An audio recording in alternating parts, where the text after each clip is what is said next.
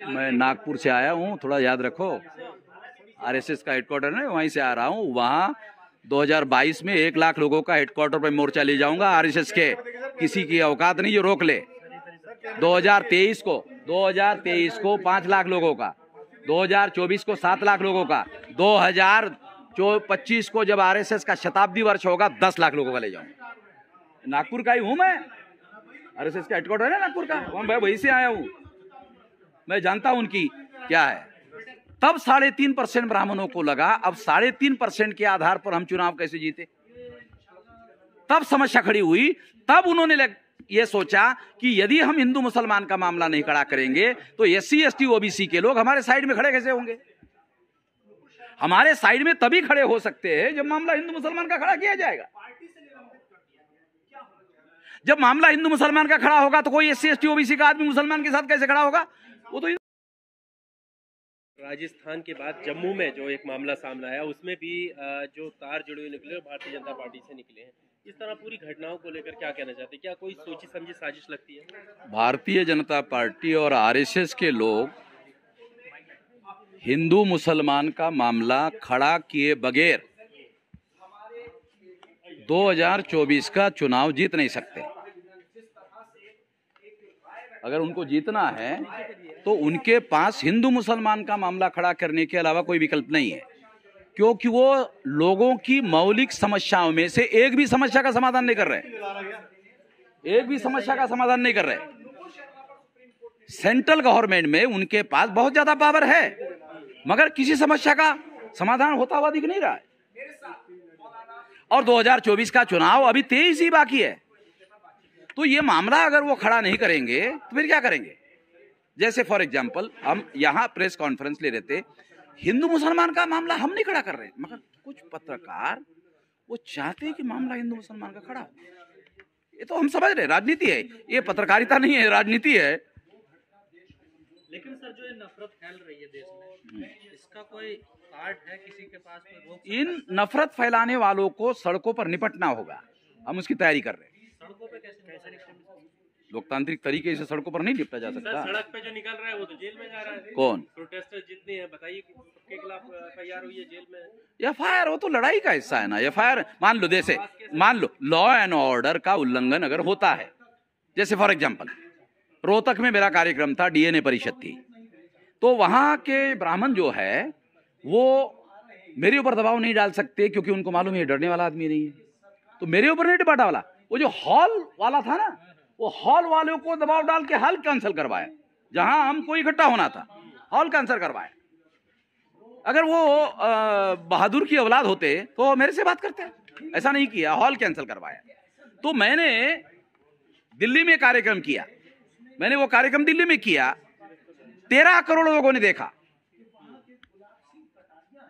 तो मैंने ब्राह्मणों को धन्यवाद दिया कि तुम मेरा इसी तरह से विरोध करते रहो और हर राज्य में करो। जैसे हरियाणा में किया ना, वैसे हर राज्य में करो, तो ज्यादा लोगों तक मेरी आवाज जल्दी पहुंच जाएगी और मेरा काम आसान हो जाएगा। सर सुप्रीम कोर्ट ने भी कहा कि ये जो जहर है ना, कहीं ना कहीं टीवी जो मीडिया है ना, उसकी भी कहीं ना कहीं ये तो टीवी का मीडिया वालों का नाम लिया, उन्होंने नाम लेके बात किया।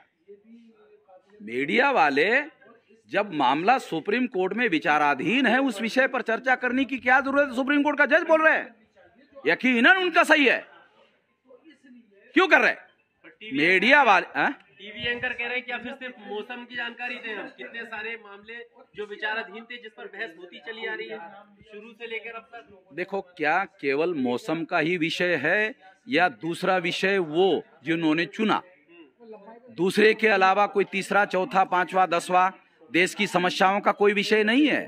जो लोग कह रहे हैं कि केवल मौसम की ही चर्चा करे, वो मिसलीडिंग कर रहे हैं, लोगों को गुमराह करने का काम कर रहे हैं।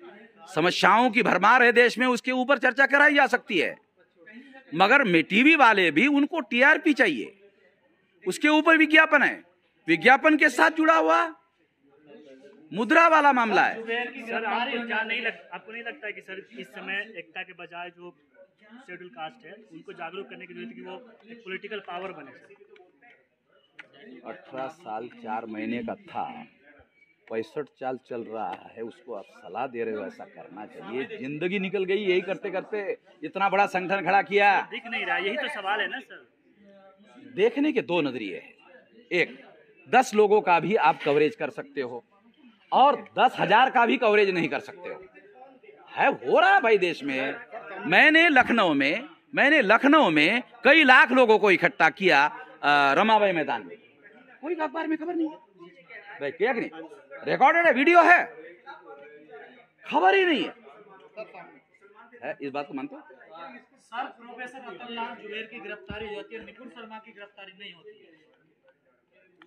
सुप्रीम कोर्ट का जज कह रहा है उसके लिए रेड कारपेट बिछाया हुआ है। सुप्रीम कोर्ट का जज बोल रहा है उनके लिए रेड कारपेट बिछाया हुआ है। सर, जिस जज की आप बात कर रहे हैं उनको टारगेट किया जा रहा है सोशल मीडिया पे। उसने खुद कहा टारगेट किया करके, और उसके नाम से तो लग रहा है वो पारसी है। पर सर पहली बार ऐसा हुआ उसके नाम से लग रहा है वो पारसी है। सर, अगर हिंदू होते तो नहीं होता। हाँ? हिंदू होते जज तो नहीं होता।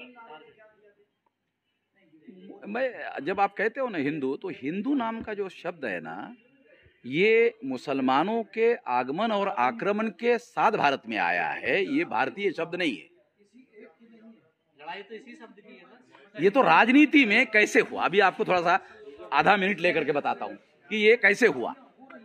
जैसे 26 जनवरी 1950 को, सुनिए, 26 जनवरी 1950 को जब संविधान लागू हुआ और हर 21 साल के व्यक्ति को वोट का अधिकार मिला, तब 3.5% ब्राह्मणों को लगा अब 3.5% के आधार पर हम चुनाव कैसे जीते। तब समस्या खड़ी हुई। तब उन्होंने ये सोचा कि यदि हम हिंदू मुसलमान का मामला नहीं खड़ा करेंगे तो SC ST OBC के लोग हमारे साइड में खड़े कैसे होंगे। हमारे साइड में तभी खड़े हो सकते हैं जब मामला हिंदू मुसलमान का खड़ा किया जाएगा। जब मामला हिंदू मुसलमान का खड़ा होगा तो कोई SC ST OBC का आदमी मुसलमान के साथ कैसे खड़ा होगा, वो तो इधर ही होगा। तो एक रणनीति है, अगर वो रणनीति कर रहे हैं तो हम भी तो आंदोलन कर रहे हैं, तो हमें भी तो रणनीति बनाने का अधिकार है।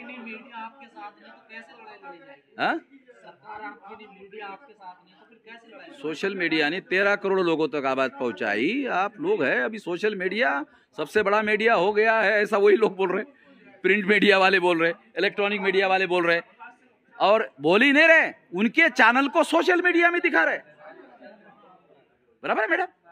आप हिंदू की बात कर रहे हैं, यहाँ पर हिंदू राष्ट्र के लिए जो है मांग की जा रही है, नारे। मैं नागपुर से आया हूँ, थोड़ा याद रखो, RSS का हेडक्वार्टर है, वहीं से आ रहा हूँ। वहाँ 2022 में 1 लाख लोगों का हेडक्वार्टर पर मोर्चा ले जाऊंगा RSS के, किसी की औकात नहीं जो रोक ले। 2023 को 5 लाख लोगों का, 2024 को 7 लाख लोगों का, 2025 को जब RSS का शताब्दी वर्ष होगा 10 लाख लोगों का ले जाऊंगा। नागपुर का ही हूं मैं, RSS का हेडक्वार्टर है नागपुर का, मैं वहीं से आया हूं, मैं जानता हूं उनकी क्या है। Supreme court